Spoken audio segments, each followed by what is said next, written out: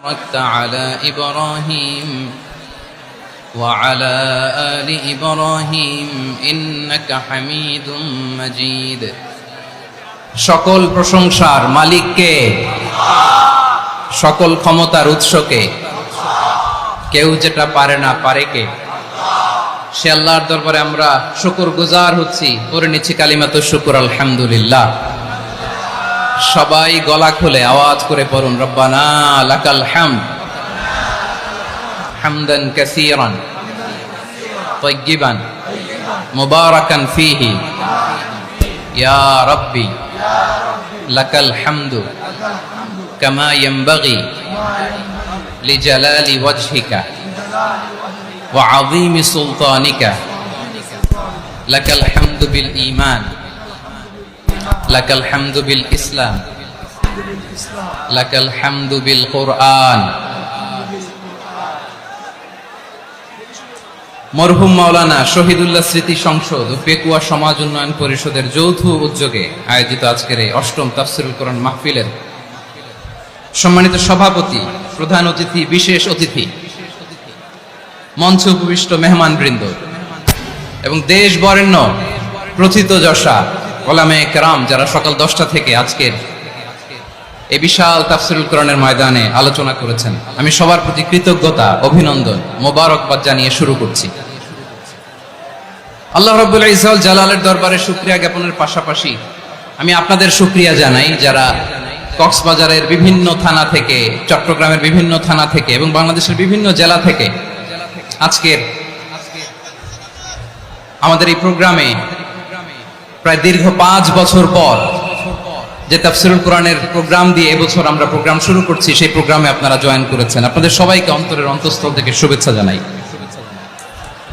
আমি অন্তরের অন্তঃস্থল থেকে শুভেচ্ছা জানাতে চাই আমার প্রিয় সাংবাদিক বন্ধুদের, electronics media, printing media, YouTuber ভাইদের।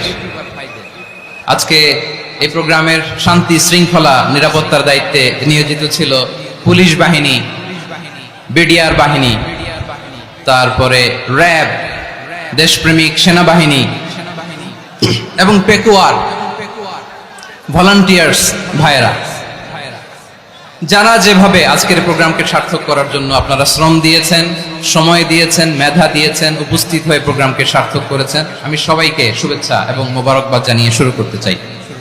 সম্মানিত ভাইয়েরা, আমাদের সময় হাতে খুব কম।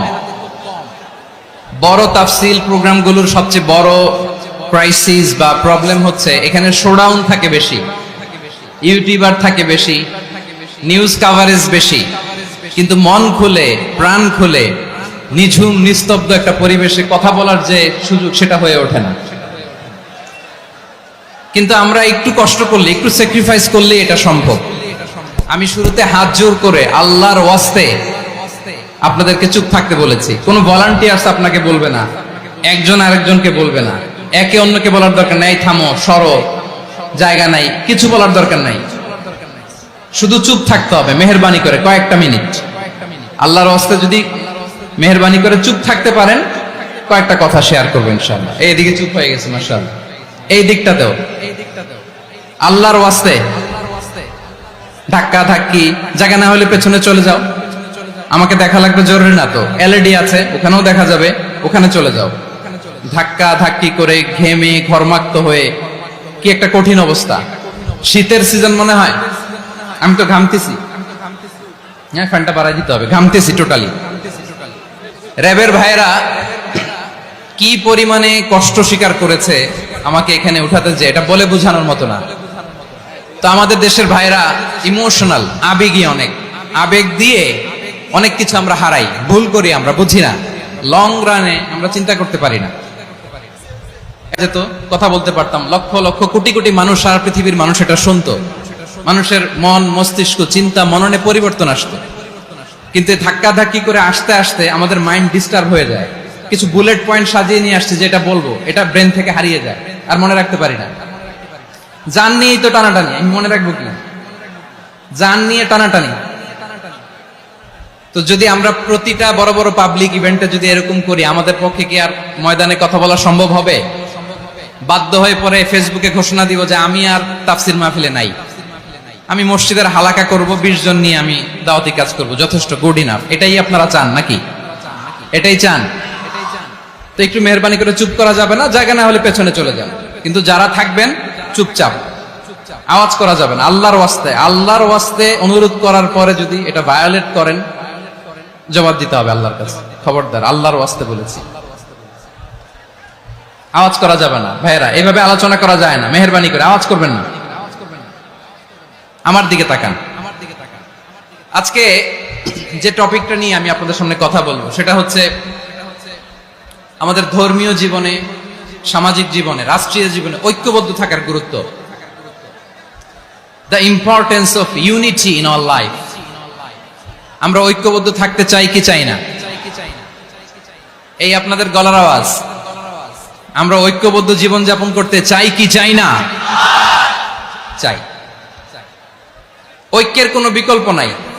গত 50 বছর তো দেখেছি এ ডিসইউনিটি, অনৈক্য, বিভেদ, বিচ্ছিন্নতা আমাদেরকে কোথায় নিয়ে গিয়েছে। এই যে দেখেন, কিছুদিন আগে